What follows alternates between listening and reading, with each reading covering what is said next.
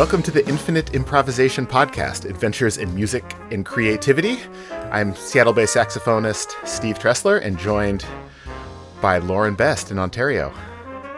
Great to be here again. Yeah, so this is a continuation of our Who pilot episode, a little bit about who we are and our stories and why this work is important.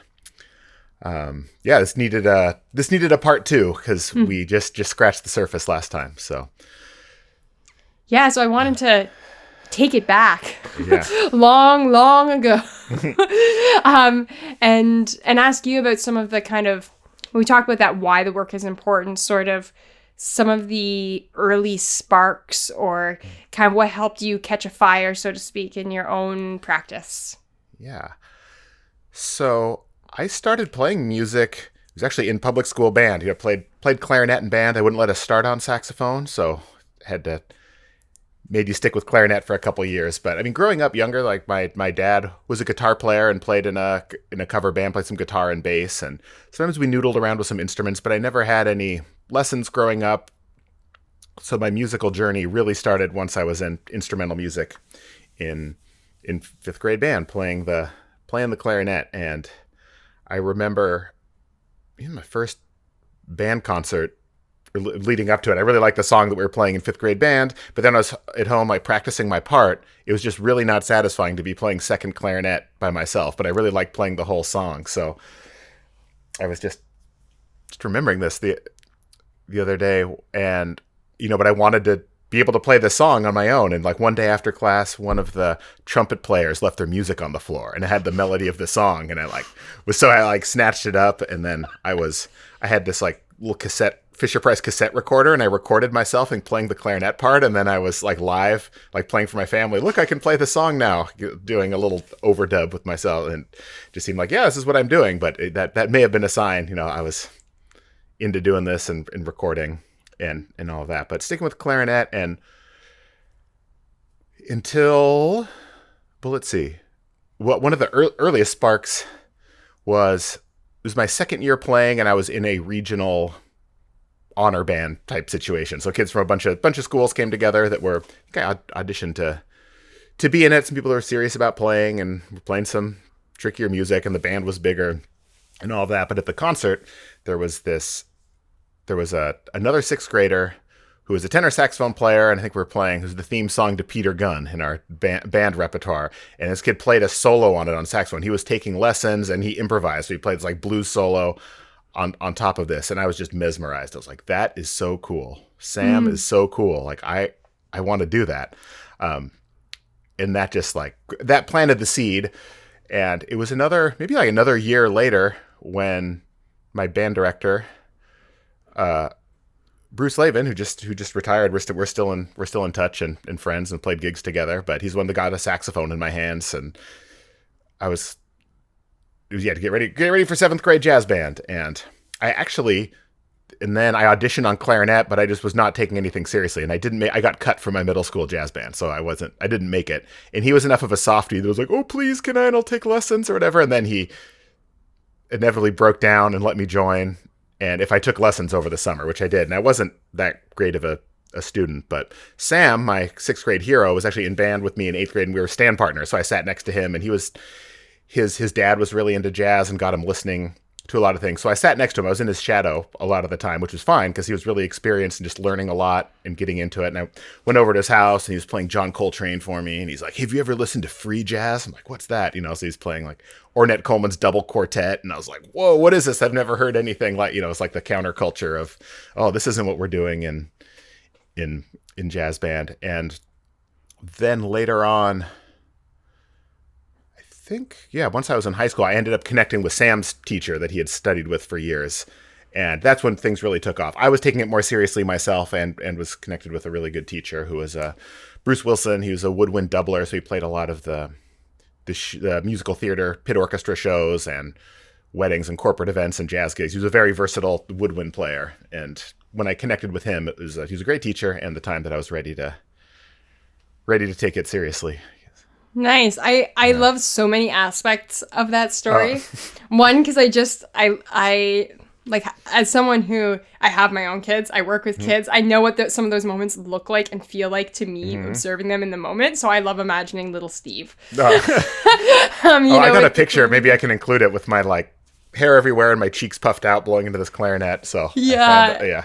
I posted recently a picture from my own childhood on Instagram, and my best friend is singing beside me, and I have my ears covered, like my hands over my ears, and I'm just looking so unimpressed at him.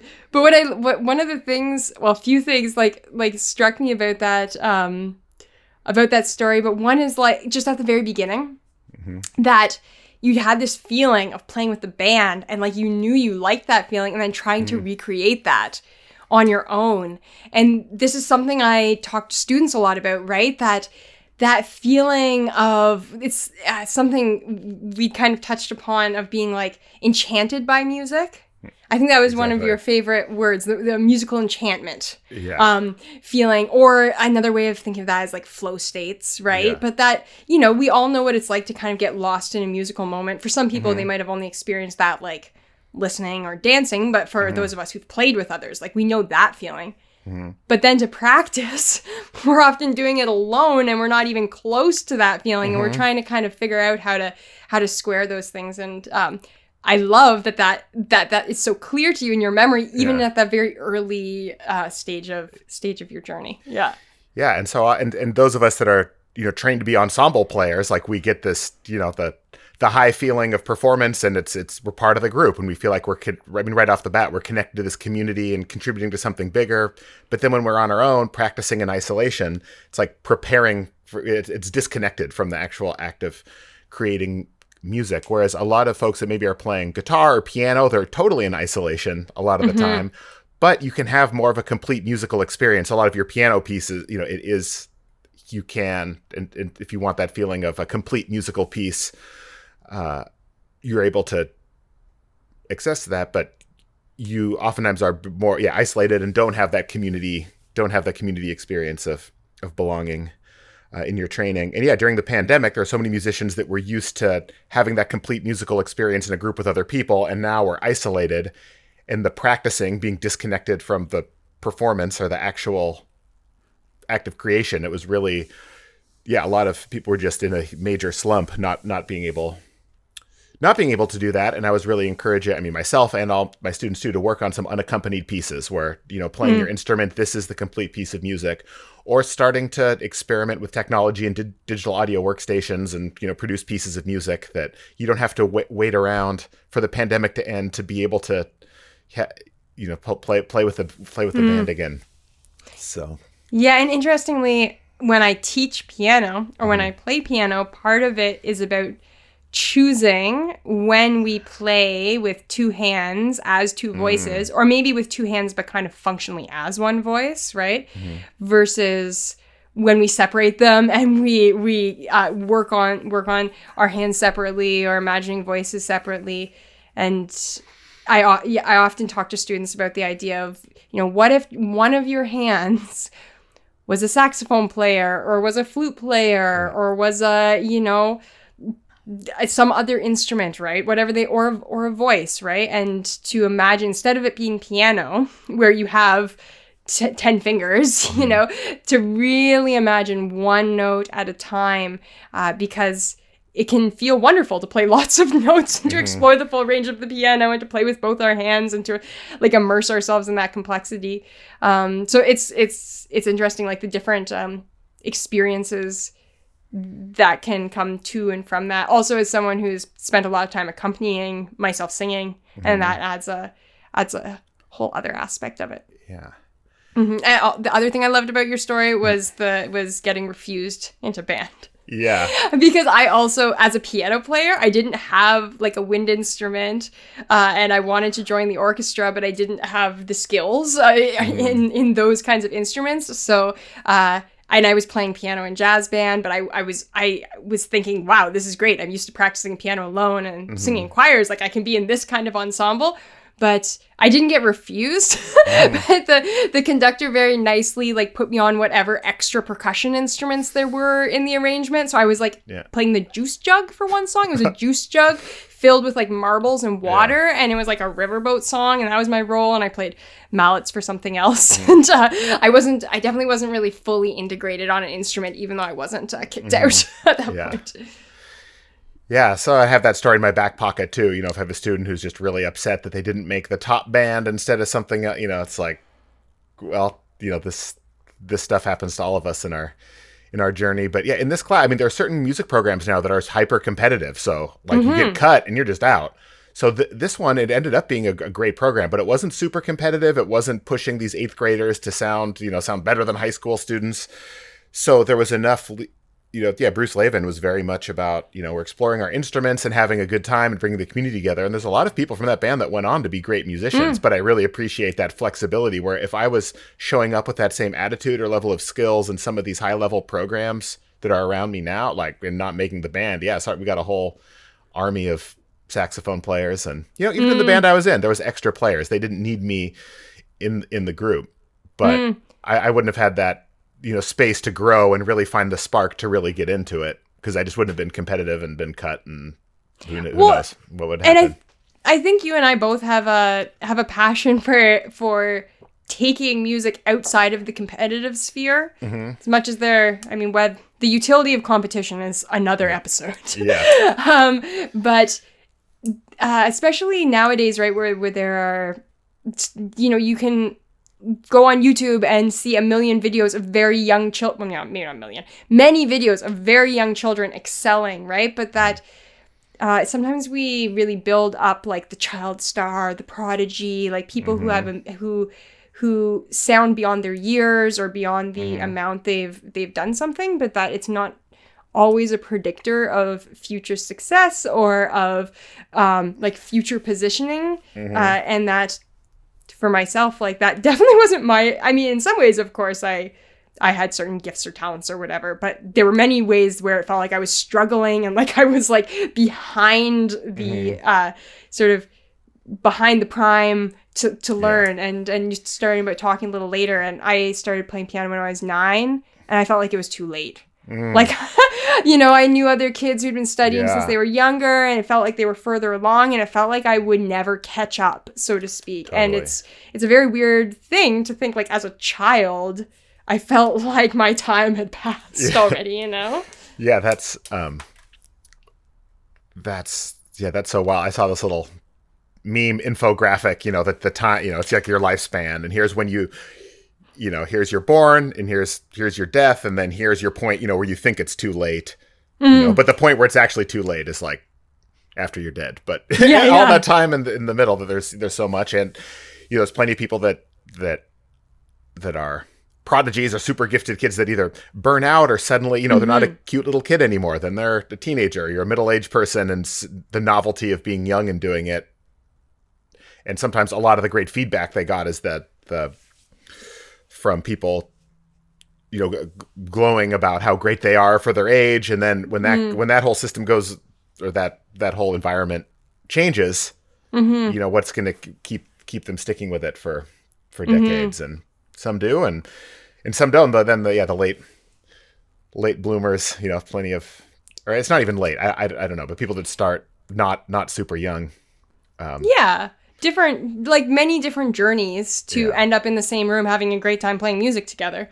But I often wonder when I'm like telling children or students or even adults, telling them about possible sources of inspiration, right? And do I send like an example video that's really cool to see, but is a very young child playing in a way that seems beyond their years, and whether it can become a Sam moment that results in a lot of inspiration, that becomes really catalyzing, that kind of makes us think twice, that's just inspiring. Or whether there's like a subtle form of pressure or a form of like putting on a pedestal a very specific kind of performance because we don't see the process, right? And, there could be extraordinarily valuable process and learning happening that never results in that kind of outcome that sounds great on a video. So I often think about these things. Yeah, absolutely. And then later on, like when I was in high school, that's when I really got into it, and I was practicing a lot. I was just geek. Didn't even feel like I was disciplined and practicing a lot. I just always had my horn in my mouth, and I was playing a lot. And then I,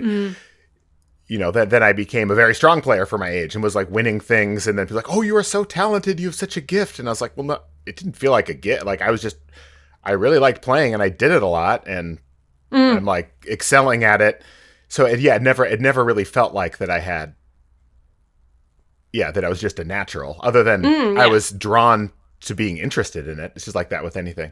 Good old, my good old Bob Ross. I was Bob Ross for Halloween a couple of years back, but he said the talent is pursued interest. Yeah, exactly.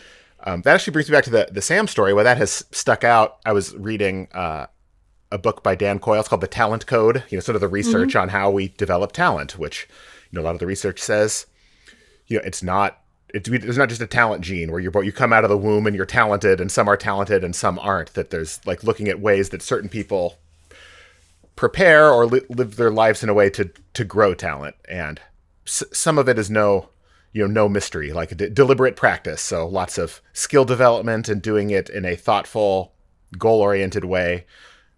No surprise there. And then there's like three of these pillars or whatever he calls them. And second is master coaching. So you're getting instruction or teach from someone who's a expert teacher. But the third is ignition, just like that burst of motivation. And the practice can happen in little baby steps over time, but the ignition can just take off. And one of the most powerful sources of that can be a model of someone, in your community, someone that's like you from your same town, that's doing something like, wow, if Sam can do it, that's something I can do too. I mean, for me, I was listening to some great jazz recordings. I'd listen to Charlie Parker and John Coltrane. I'm like, okay, yeah, wow, they're amazing.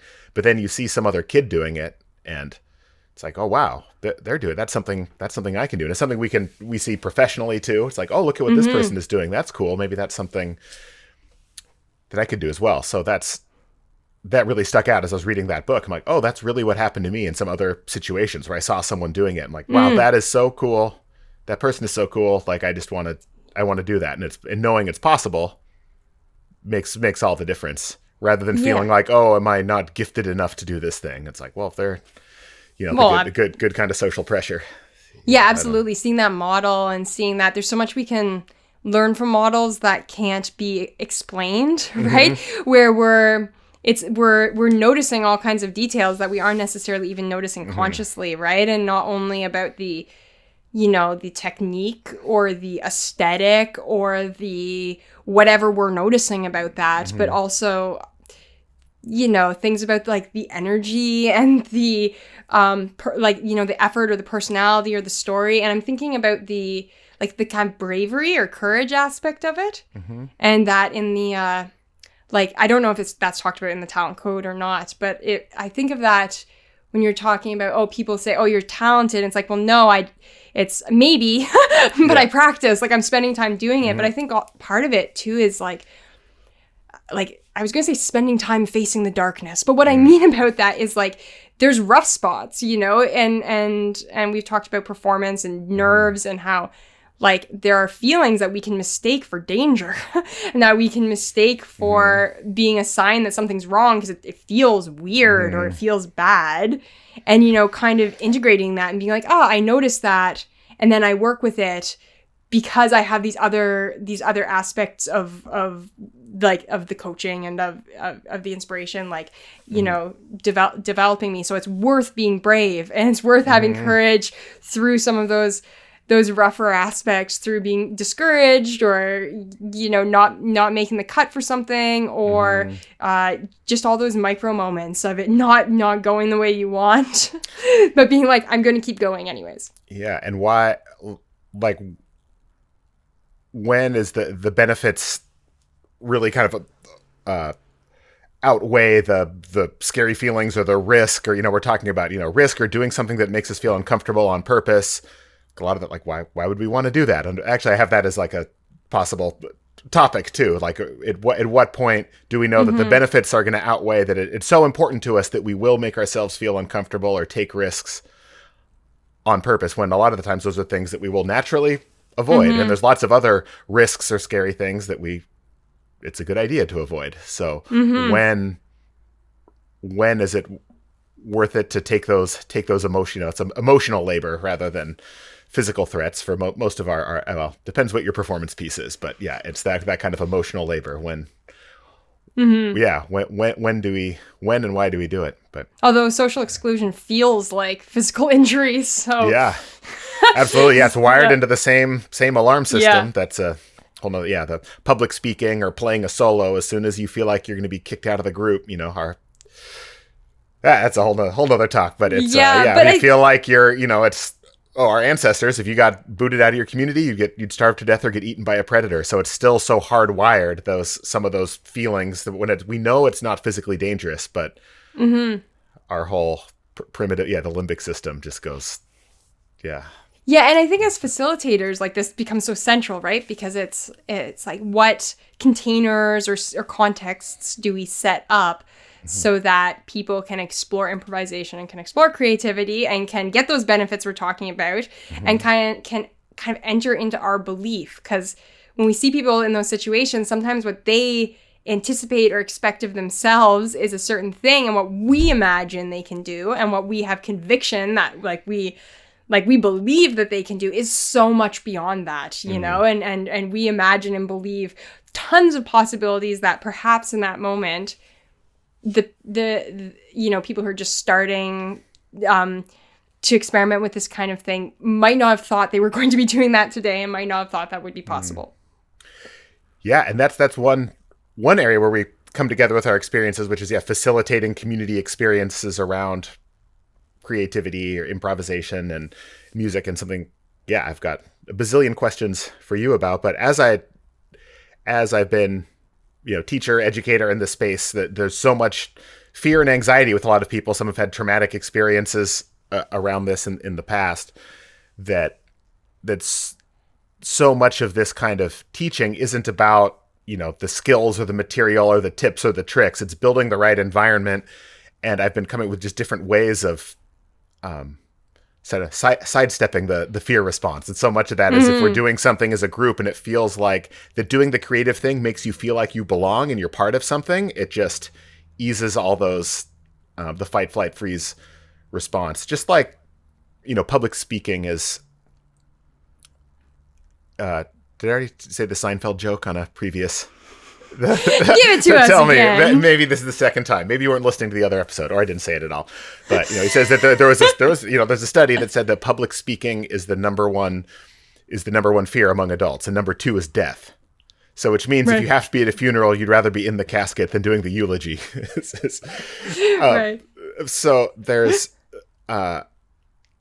so much that again, feeling like you're part of something. Where I was going with that is it something like public speaking is scary, but having a conversation with your friends, it just flows. It's not scary. Talking isn't scary. It's being put on the spot and having everyone looking at you and judging you and potentially like throwing you out so a saber-toothed tiger can get you. Like that's the scary part. So we can frame these experiences in ways where you don't have to face the fears and fight it. You just like sidestep it by changing the culture and changing the experience. I mean, that's one of my big takeaways from doing this work, making those kind of situations. Yeah, and I think when you do this kind of work, you see what's possible. So I've been thinking about, what were some kind of formative moments like that. And when I was 15, over the summer, I took part in a theater workshop. It was like, an intensive where we were developing a new work, which already was pretty cool, right? I'd been involved in more coming from like a musical theater background. So and doing some drama games and things like that, but not play creation and not doing the activities that were like going as deep with improv as I ended up participating in. And that the theater company is called Sheater. They still exist. And the play ended up being called Far From the Heart. So it was a play about dating violence and about sexual assault, which is kind of a lot to be like creating a new work about as a teenager, but we did it. And wow. And so the reason this was like doable is that it's a form of theater called Theater of the Oppressed, and there's different branches of theater of the oppressed, and it's theater for social change.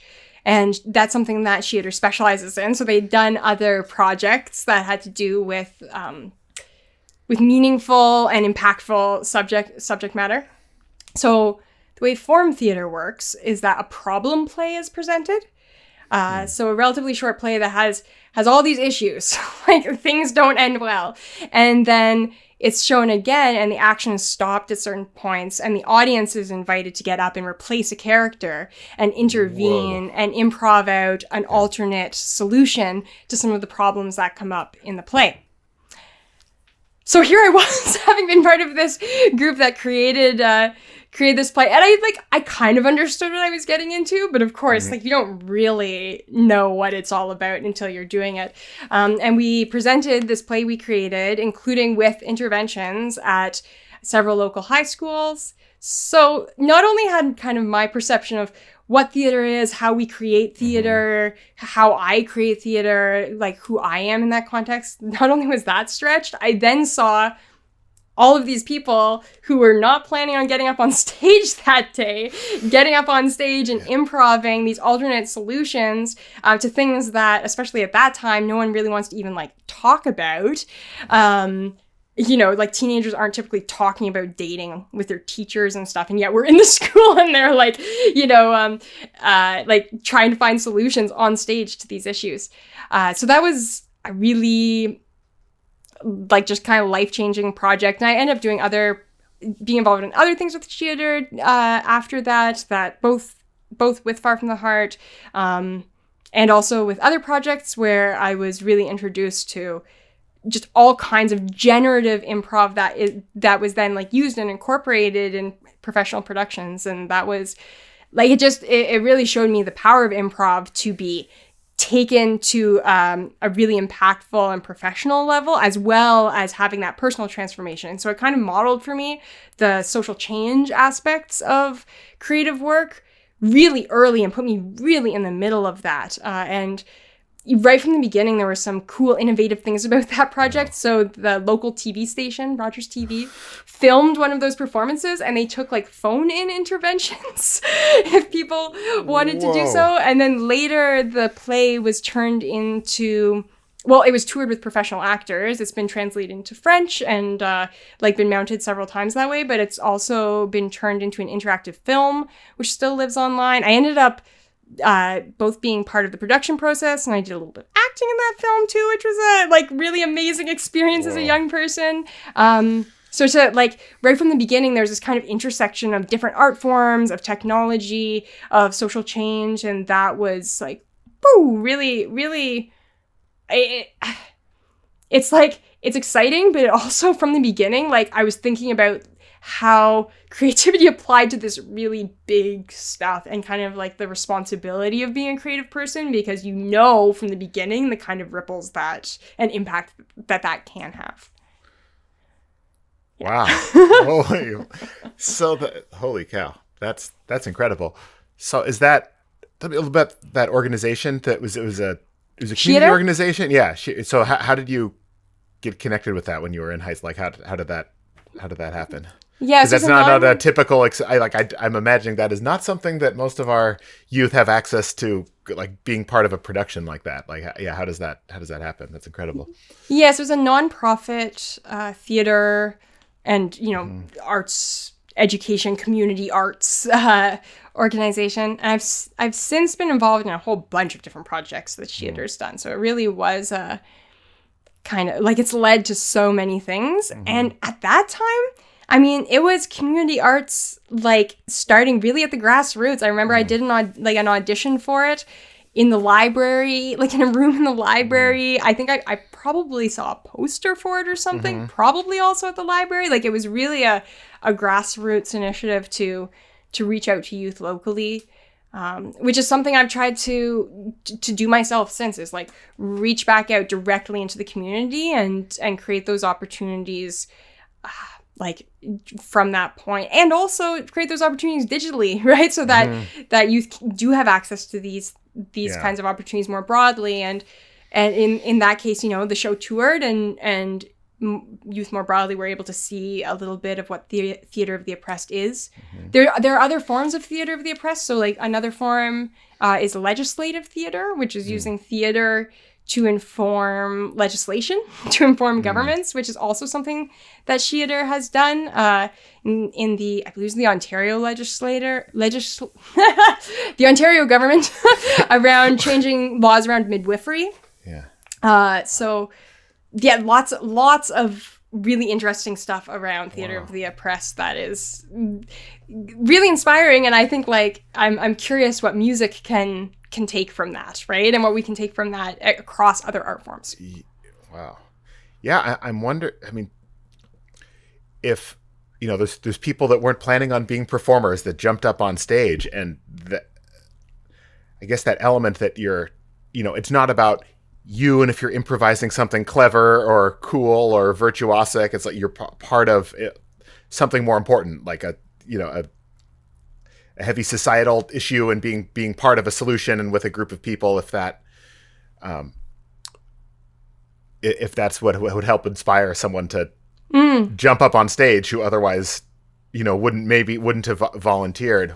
So often when we're starting these improvised practices, even theater, like it's kind of like lighthearted in games and comedy, and I do this musically, that it's like, okay, it's not heavy or have these huge societal implications, what you're talking about. Like we're gonna start with something like light and fun in a game and then get into the heavier stuff, but this is just hitting it head on.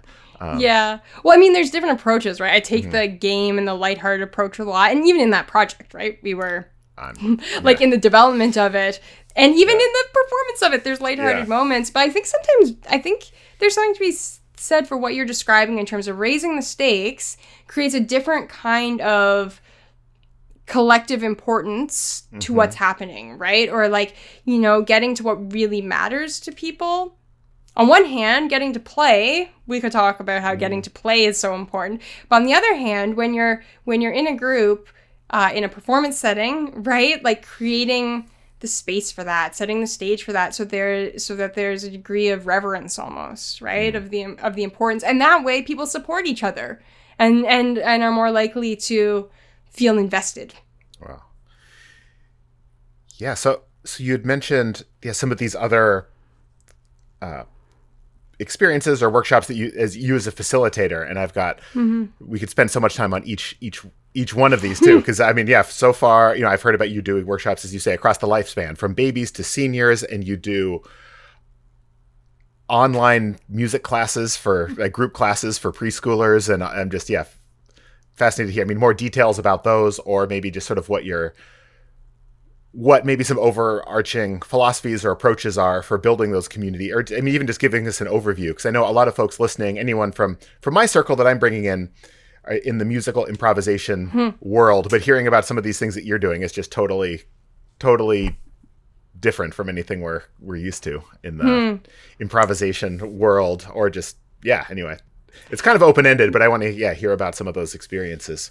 So I suppose when I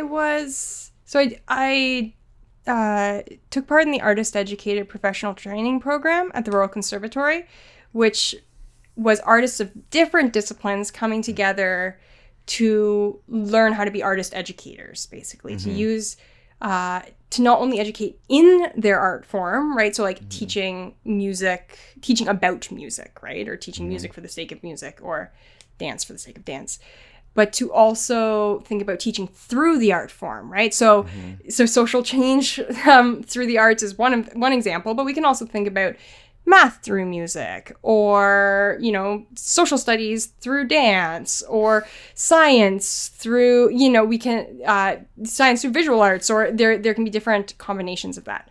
And so within that experience, not only did I see, like, models for facilitating and for creativity in different art forms and how that looks, but also just the prioritizing of creative choice points in arts activities, right? Where we've talked about in music, for example, like rehearsing is different than exploring creativity, right? And sometimes efforts in the arts can become about, by efforts, I mean like learning, ensemble work, like it can become about a thing we're working towards and preparing for that, right? And it becomes basically rehearsal leading to performance. And sometimes in facilitation, we can accidentally fall into the same groove, so to speak. And so, like, to be clear, I don't facilitate with 100% improvisation. Not at all. There are lots of reasons that I don't do that in different contexts, right? But once you prioritize involving people in making creative choices, you start to find other ways to include it. And sometimes it can be included in something like a sing-along format. So especially being online, some of the programs I do for babies with their parents have quite a sing-along aspect where we're learning songs together, we're jamming out those songs, it has a bit of a campfire sing-along vibe, except online. But even within that, you can create creative choices for the participants, and some of those might be creative choices in that moment, but some of those also are kind of opening up wonderings for later, opening up possibilities, just different options, different ways of trying it. So instead of, here's the song we're singing, here are the words, I'm going to tell you what they are, we're going to sing exactly those words, and clap along with me. Clap with me, Yeah. And there's definitely a place for that in terms of just getting everyone going and getting everyone comfortable with being in the song. However, there are options for that too, right? Like, you can clap along with me. You could sway with the beat, right? You could hum instead of singing, right? You could also, do something that's not clapping along with the beat, but some other way of beat keeping, right? Someone could quietly hum a solo to themselves while everyone else is singing the song. There's suddenly all these other options that we don't even necessarily always have to say, right? People will naturally sing and dance along. But I think starting to frame it in terms of options, so it's less like, okay, do this, and more about creating lots of different options for people to access a moment together, and participate in different ways in that, including listening, especially for children, right? That being part of it and listening and maybe swaying or something is already participation. It's that can be enough. So to create different options up to then, the idea of actually just going totally in an improvised direction. That's kind of some of my overarching philosophy, right? Is how to create more options and model creative choices for people in a way that starts small and easy. And then we can develop kind of structures that extend that more and more. Wow. And that makes so much sense. But we expand it into some other areas where, we're talking about the sing along, and that's, children will have, all these options, no problem singing or play or however they want to engage. But I mean, I'm just imagining taking that to a symphony orchestra or something. Oh, instead of playing what's written down, you could sway along, or you could hum your part, or you've got creative choice. So many people are conditioned to please don't give me choices. What do I need to do? How can I be, we touched on this before, how can I be mistake free? What do I need to do to get an A? All right, and then let's go on. It can be something like that, totally intuitive for kids, and then based on whatever it is about our education or culture, that would be such a different experience for many groups of adults. Well, and that's the thing too, is meeting people where they're at, so you help them feel safe, and you give them very specific choices sometimes and open-ended choices at other times. Because of course I could give everyone extremely open-ended choices, and that might be challenging for some people, right? So sometimes it is about narrowing it so that people can step into that and believe in themselves, and also so that they know what to expect. They're invited in a way that makes sense to them, right? So if I invite you to come on over and jam, you might start just playing a part that fits in, right? If I invite you to just come over, you're probably going to, chat with me. You're not going to play saxophone back at me because that's taking it too far, right? So being very, and I know that sounds silly and obvious, but when we're facilitating groups, people don't always know what to expect or what to do with themselves. So the balance between choices, options, allowing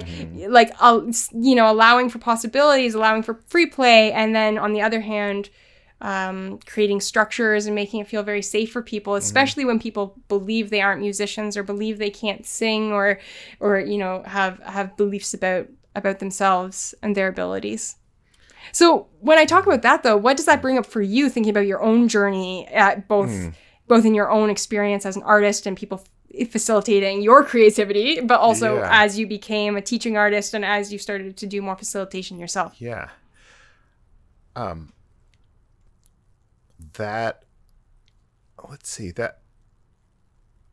in my earlier experience, I sort of felt, I don't know why, but when I was playing even younger, like I felt okay experimenting and trying things that weren't, exactly what was laid out for me in a set of instructions. So there's like an experience like that. What you're describing would be, it seems like some people could naturally, I don't say naturally, I'm trying to organize my thoughts here, that different people relate to that in such different ways, I guess. And that comes down to what we were talking about, the what of improvisation, like that attunement to the moment, that there's not necessarily going to be, here's the method or here's the trick or here's what we do when we're facilitating. It's like, who are the people in the room now and what are their needs and their fears and what would make them feel comfortable, right? As we're designing these learning activities, what's going to work for this group would be silly for this group, or what really works for this group would be really abstract and confusing for this other group. So finding,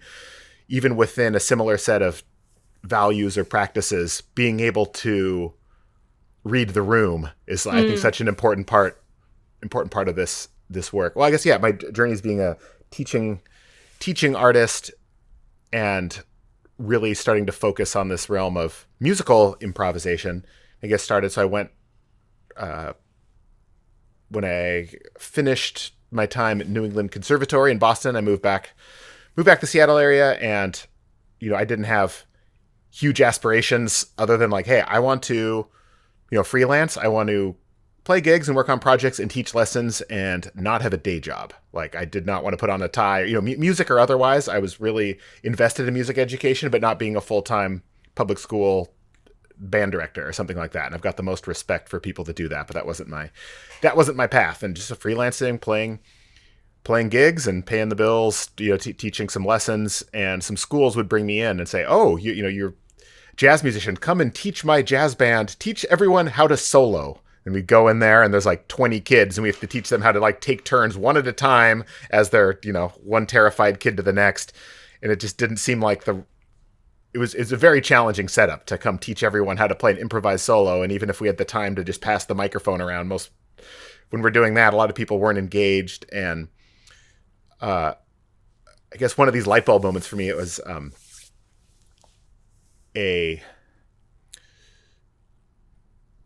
a summer music camp, and I had just finished. I was just fresh out of school and enthusiastic to teach, and they wanted me to teach a beginning jazz improvisation class. I'm like, oh, all right, we can get these kids going. Some of them we can learn some tunes and learn about some theory and chords and play a blues and do this and that. And I had this whole thing all planned out. And when we came in the class, there was maybe 20 or about 20 kids, all different levels, like from, I don't know, ages, not all different levels, but for instrumental players, they start at maybe age 9 or 10-year-olds up through some high schoolers. And there were some kids in there that could really play their instruments well. And this one kid, and I showed up, this kid with the trumpet, one of the younger kids, name was Kenny. And I was like, okay, yeah, Kenny, what instrument do you play? He's like, I don't play an instrument. My parents just rented me this trumpet. And he held it up. Like, what am I, so then I'm like crashing, like, okay, well, I'm not going to teach them seventh chords. Kenny can't, and this kid's over here just playing. And it's like, what am I going to do? And just on the fly, I came up with, I drew from, this was something from my experience at music school, where my directors, Alan Chase, would have us do some pretty listening intensive, it's a loaded word, but free improvisations, but more open-ended, somewhat textural pieces. And he had certain prompts for us, like some limitations. One was called Fireflies, and we would just play pointillistic, like short textures of notes. There's one called Forest, where you would play a short phrase or motif, leave lots of space, and repeat it exactly the same, and listen to the interaction of all these sounds. And we would use them to build complete pieces or to take our original compositions and use them as transitional material. And I was like, okay, kids, we're playing Fireflies. So we're doing that. Okay, now we're going to play Vines. Now we're going to do Explosion and Dance Party. We just made up all of these kind of sound texture things, and they were they were loving it, like just seeing them all lit up. And even kids like Kenny couldn't, traditionally he just got his trumpet, so he could barely make the characteristic sound, but he was just all on board. He could make short sounds, he could make long sounds, he could make extended techniques, and then some of the more advanced. And then before I knew anything about sound painting, but we were doing some hand signals for these. Okay, you're going to play Fireflies, and now this kid who's maybe more experienced, okay, you can play a solo on top of this whole thing. And it was we met every day for 3 weeks, and by the end the kids were suggesting, these other sound textures, and at the end we had the concert. So it was this summer music program, and it was just the band and the orchestra and the jazz band and the choir where everyone sang, but this group wanted to perform. And then beginning improv class, and then we went up there with a whiteboard, so we did some like graphic scores on the fly and doing all these games and stuff, and they were all just totally lit up about it. And then I guess that made an impression on me. And then some people would ask me to. Oh, I said you had a follow-up question. Just to jump in, that part of what you're describing, which I didn't mention, like I mentioned kind of like creating options, creative choices, kind of like these which we can think of like, like a buffet of ideas, so to speak, but which I borrowed from JD Derbyshire.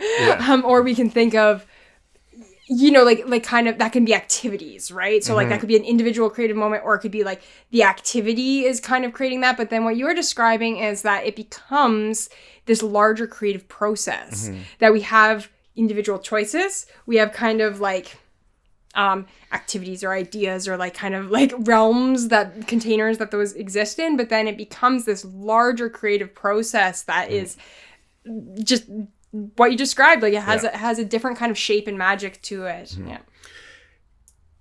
And it was that moment too, I was realizing that, well, I want to set this up in a different way, that we're not just going to teach everyone to solo that sets off fight or flight. And when I do even traditional jazz combo workshops, we'll do this stuff, and it gets people this environment of we're experimenting, we're being expressive and spontaneous.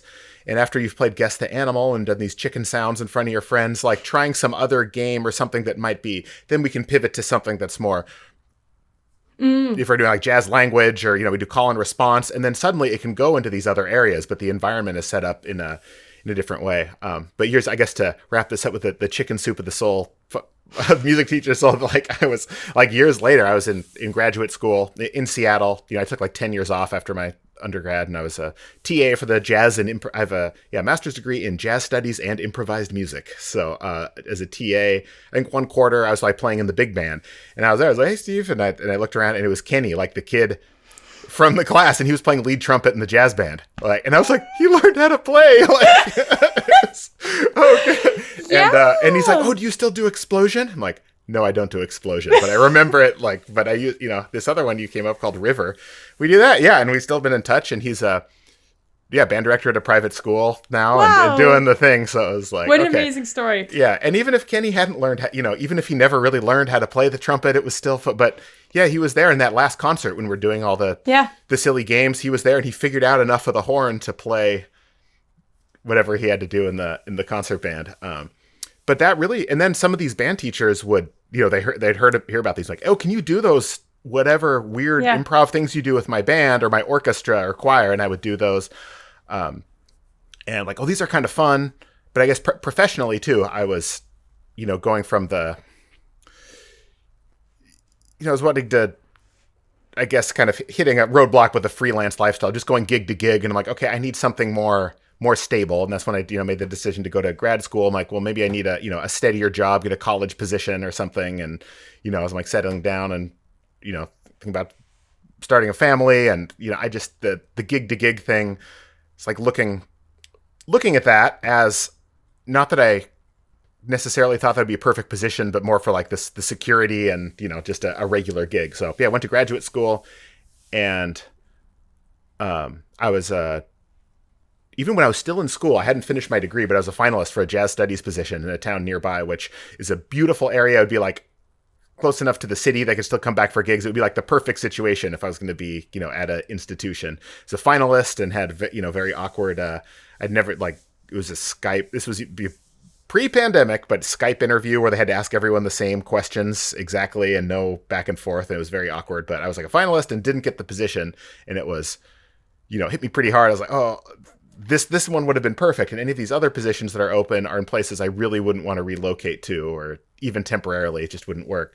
That's kind of when I was introduced to the world of micro entrepreneurship. I started in marketing, and kind of which I was never that interested in, like the business side of things or figuring out how to sell out or make money. I was just not, I just wanted to play music and teach music.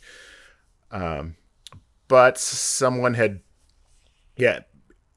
introduced me to some of this new, I guess, small business principles, and realizing that it's an asset to do something that's unique. Not that you're trying to get your resume to, compete. You put your resume in a pile of 200 other ones, just to stand out and offer something unique. It can be the cornerstone of building a business. And I had this workbook. It was from it's like a business development workbook that had a bunch of it's like a journal. One of the questions was, what is a problem you solve in a unique way? And I was like, oh, I do those weird, like, improvisation game, like people like it. But I was like, well, there's no job for that. Like, I can't do that.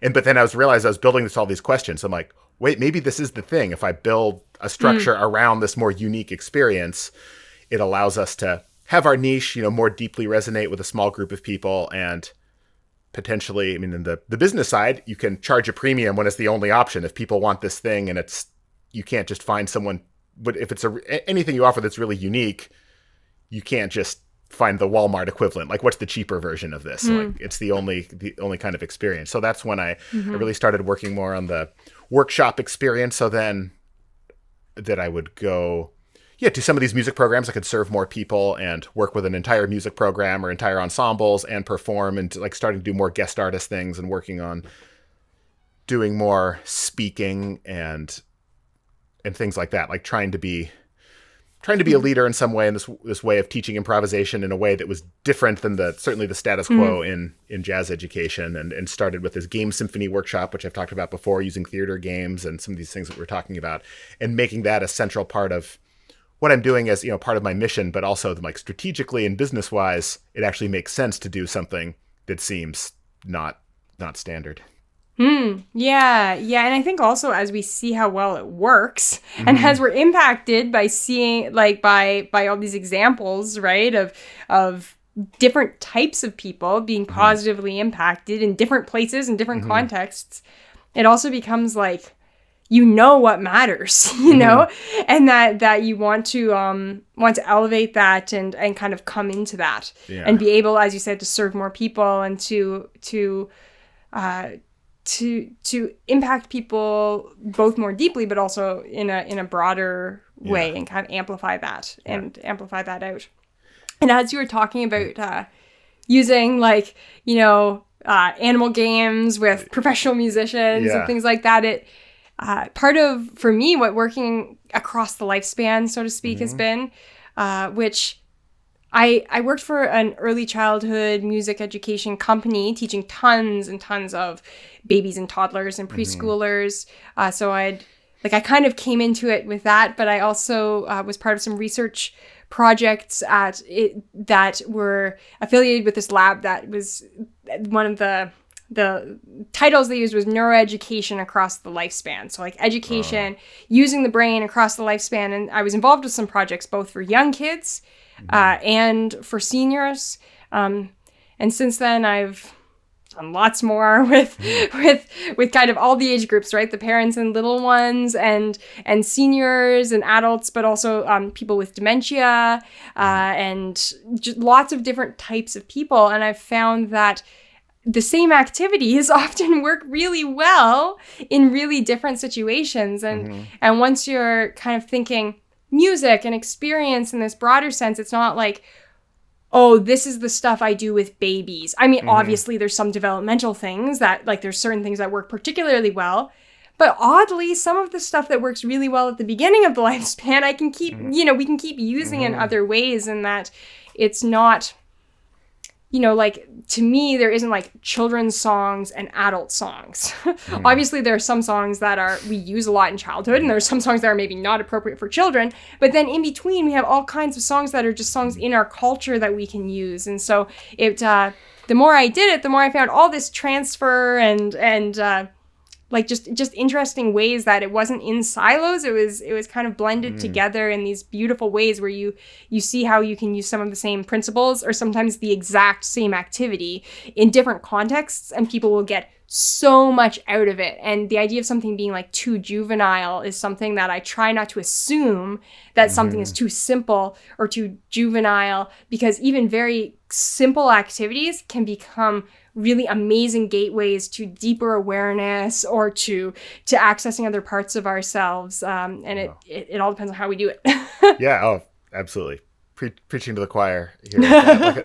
Because so much, and I use that a lot, deliberately using novelty and things that are kind of silly. Just it's disarming in a way, and is really that gateway to some deeper concepts. And I've found, some of these things that I was doing with, Kenny, who didn't know how to play his trumpet, it's just as useful when I'm working with like university music majors. I'll do a lot of the same activities. And as you know, I have to change the dynamics a bit, with some of the adults. We can like stop and reflect and talk more. With the younger kids, we need to be playing as much as possible. Like I can't cut them off without knowing what I'm going to say next. It's like way faster paced, and even a little bit goofier with the groups of kids. A little more therapy involved sometimes with the adults and working through all that. Yeah. Like when I first sent you my ebook, when you asked, what ages do you use this for? And I was like, this is interesting because it's a lot of the same. Yeah. I mean, same concepts, but I mean, this is written for, maybe, who knows, high school or adult learners, but I just adapt the same.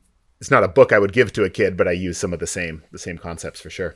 And then I wanted to ask you too on your journey of doing this professionally, because I think you had mentioned you haven't had, like me, maybe you have a similar unemployable streak, or you have, largely being independent, working for some contracts, but how all this work you've done is, how that's grown for you professionally, without having a full-time position for extended periods of time. Not the JOB word. Yeah. Well, I mean, I have had jobs. Yeah.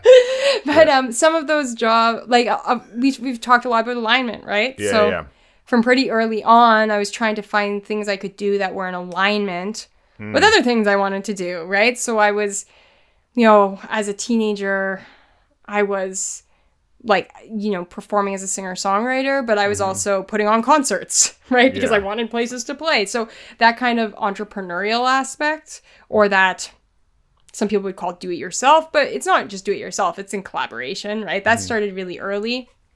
And then, I mean, I feel very lucky, to be honest, because I feel that, lucky, but it's also having a focus and I don't mean strategy as in like a specific action plan, but a strategy as in like you identify values and activities that are, again, in alignment. So I mentioned that I took that program at the Royal Conservatory, and I've done other work and learning at the Royal Conservatory, and through that I ended up working with Learning Through the Arts, which is a program that has artist educators doing school visits, classroom visits, teacher professional development.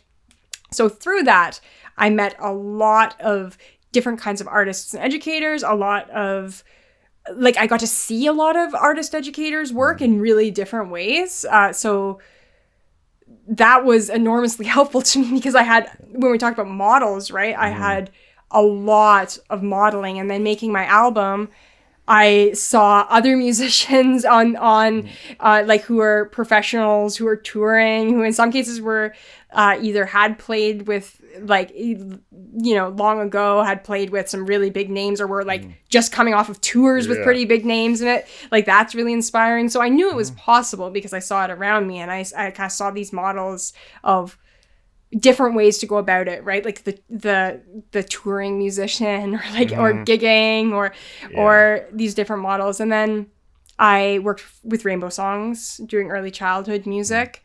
So that was, a music job, so to speak. Yeah. I've taught piano and taught voice. And so it's that juggling of the gig economy. So Yeah, I've done a lot of absolutely. that where I'm doing different kinds of things. Mhm.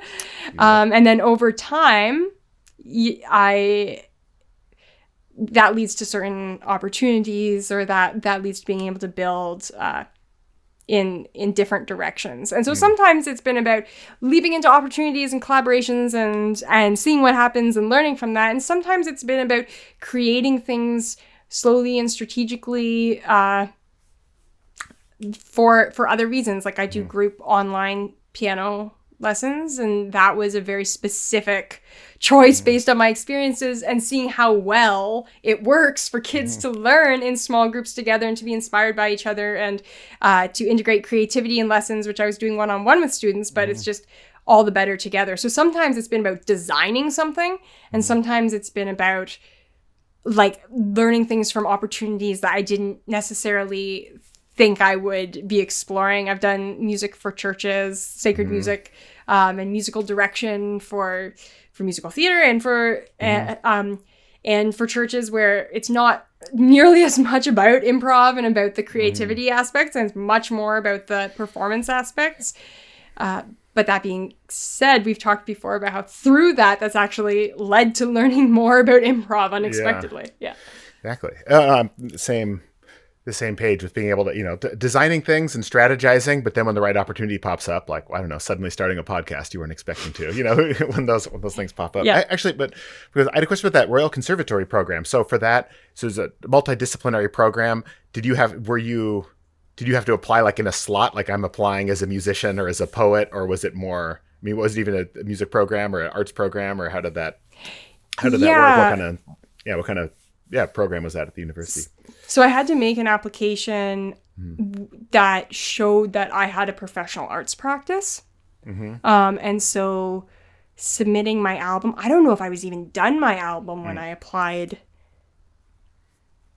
I must have been. So submitting that as part of like my portfolio for it, and other aspects of that I'd applied for stuff as a musician, right? Like I'd applied for mentorship programs as a young musician, and had some really awesome experiences through like emerging artist mentorship programs. But this was the first time that I applied to something as I now have a professional practice, not I am an emerging musician or emerging artist, as like, here's my professional practice, which like, we talked before about when are you an athlete? It's like, when are you a professional practicing artist? Okay. So it wasn't, there wasn't like a slot specifically for musicians, but I see. So it was professional development, but although you were pretty much just starting out at the same time. So and that's the thing, right? Like I did have a professional practice. I was performing. I did have a portfolio, but it didn't really feel like it at the time. It didn't feel like I had a really solid history. But in a sense, I did. I'd been performing for years, right? So that idea of like, when are we ready? When's the time? I'm not, I don't even play an instrument. I just have this instrument. When are you ready? Yeah, taking ownership of that and kind of like responsibility for that, right? So that's like, here, I'm making this application, and then I get in and I'm part of it. And it's like, wow, okay, now I'm in the situation where people and essentially an institution are like believing in me and kind of counting on me to show up the way they're showing up for me. And it's like, I can't flinch away from this because like I applied and I was very clear about who I am and what I was doing, and it creates a different kind of, I think, responsibility to our own creativity, aside from that being like a personal and artistic practice, but like creating a professional thread that is important to us to keep following through our careers. Wow. Yeah, and back to something you said earlier, like talking about these models, looking at these musicians and people that were on tour or doing, different ways of being a professional.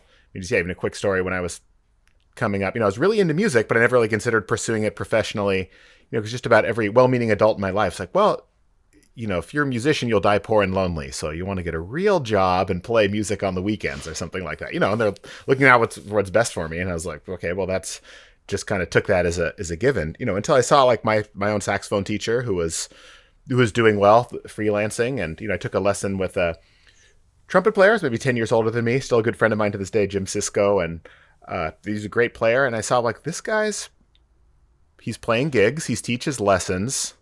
He's got a decent place to live. He has a girlfriend. He plays golf on the weekends. And he seems like a pretty like happy guy. And he's not famous. He's a professional musician. And like, I was like, but same thing. I saw these people. I'm like, well, if they can do it, it's the same thing as like seeing Sam. Like I saw a model of like, well, these people are making freelancing happen. It's in a certain city where this is possible. And it's just another one of those things. You see someone doing it. You see someone on the road, or you see, you see the model, and then you're like, oh, it's possible. And it's just a shift from that's impossible to like, oh, it's an option if I want to go for it. And once you make that shift. Yeah. It's interesting you say that. So I was like deeply interested in science and environmental studies. And I remember talking about considering going into the arts instead of sciences, and a teacher who had been a science teacher of mine kind of being like, yeah, right. Like that would be kind of like a waste of your potential, was the tone and the sort of the implication of what he said. And then the summer between grade 11 and grade 12, I took part in a different theater production, which was a musical about the life of Tom Thompson. And there was like a development portion where young people were doing theater and music stuff and learning and kind of workshopping all kinds of stuff. And then there was the actual mounting of this professional production with like professional cast and crew, and then also these young people who'd participated in this development process. And within the mounting of the production, there was lots of improv and lots of like kind of interesting ways of developing that creative process. And so through that experience, I was like, well, this feels awesome, and studying does not feel this awesome. And it's not that I'm like, I knew, right, that like it was an option to kind of do the more academic side. And I knew that the arts weren't going to be easy, right? But I was like, wow, this, like talking about ensembles. And I ended up changing the courses I'd selected for grade 12 to be arts courses, and applying to university for theater, which I ended up not doing because I was making the album instead. But I ended up totally changing trajectory and being like, okay, I'm doubling down on arts and creativity because my lived experience of it is so powerful. And my lived experience of science, as much as I'm still deeply influenced by science, and I've worked with cognitive neuroscientists in a context with music research, which is really cool. Like it's definitely woven. Okay, another episode. Yeah, it's definitely woven into what I've done. But my lived experience of science wasn't terrible. I love, like, I'm curious. I had all this passion for it, but it was a different kind of thing. And before that, I believed I did music, and I knew the like struggle of music and the struggle of music alone, or the struggle of music where you don't feel like you're getting anywhere. And I knew kind of that like discouraging aspect, or like the tough part of it, right?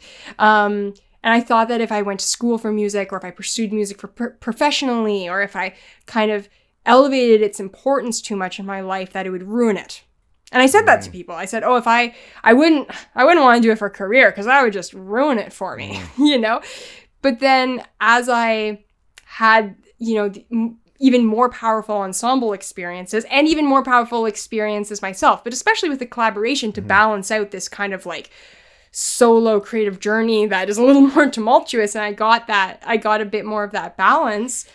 And also, as I worked more doing different types of work, I realized, actually, if what I do for work is something that I'm passionate about, I'm going to be doing it a lot. So that's probably a good thing. That's probably not going to ruin it. That's probably going to be enriching for my life as a whole. So I'm going to spend a lot of time working. So let's really let's get into it, Yeah. Not that it can't ruin it, but it's, that's why, yeah. So, but I mean, you had the ignition source. I mean, that's it. You felt you had that ignition source for the artistic side rather than the science side. That is, yeah. And I run into young young players to like, oh, what do you think about for college? Like, oh, I'm going to go into engineering. Oh, okay. Are you into, and then we talk more and it's like, well, and maybe, maybe minor in music. And as we talk, they're like, it turns out they're super passionate about music, but the engineering's the safe thing to do. And maybe that's a great idea. Who knows? But yeah, still helping other young people navigate that when, not pushing, not super pushy to say, hey, this is what you need to do. One of my most talented students who could have, gotten a scholarship to go to music school ends up like loving atmospheric science. And he's so he found has his own weather blog and he's got a good gig doing that. It's like, wow, this is, he was like lit up for that, but it's interesting to.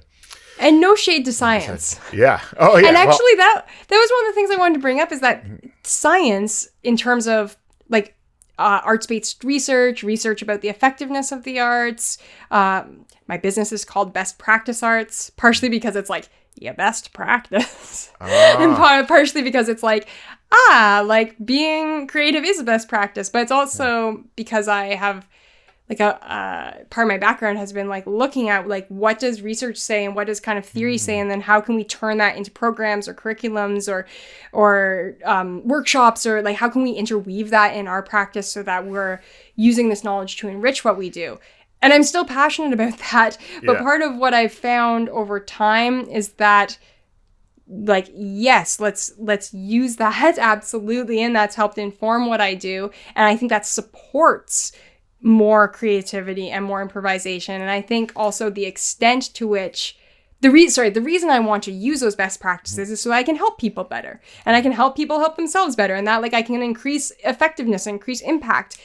However, I think that the power of improv and of creativity and of music and arts in general is beyond what we've measured, and that we can't always, it's so multifaceted that we aren't always going to have studies and best practices that take into account the numerous benefits, the extent to which there are benefits. Like, I can't rely on scientific studies to be my only compass in this kind of work, because the impact is so much deeper and greater than that. And as I was talking about kind of the like spiraling models of personal change, and then also like interpersonal or like relational or collective experiences, but then larger cultural or social change. And again, no shade to science. Absolutely, let's bring that in. But I want to work deeper and faster than the science may have caught up. So I think for me, it's been a balance of both. Wow. Maybe that's the perfect way to leave this conversation. Yeah, that's awesome. Yeah, and wow, it turns out I think we have more to talk about. So there'll be another season. That's amazing. Yeah. Anything else about the Who that plenty more to unpack and uncover, but anything else that you were dying to say for this episode and we didn't get to? I am very glad to have learned more about who you are. Oh, likewise. And not. Yeah. Awesome. Well, thank you so much. Yeah, we've got one more in our pilot season, and looking forward to connecting with you folks. So be sure to subscribe on your favorite platform of choice, and you can connect with us at infiniteimprovisation.com and sign up for the newsletter and find our online community. So until next time.